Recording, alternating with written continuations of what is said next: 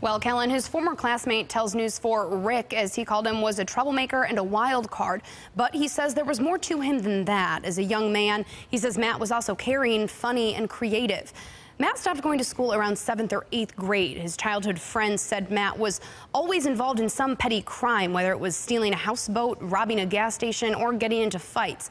Now, as a kid, he says Matt was a bully, but his friend's dad, who was also a local police officer, tried to steer him in the right direction, even taking him in for a couple weeks. Matt's childhood friend, who wanted to remain anonymous, says the convicted killer was used to surviving. He'd had experience being out in the woods and fancied himself a Rambo-type character.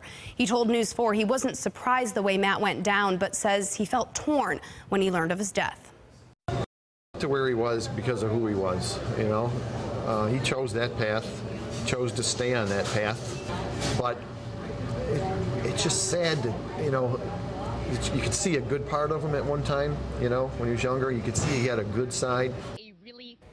But he says Matt's destructive, manipulative side always seemed to overpower him. He described it even as an addiction. His friend says as a kid, Matt had dreams of one day being a police officer, just like his friend's dad, who he kept in contact with even from behind bars. Reporting live in the studio, Jen Shantz, News 4 at 6:30.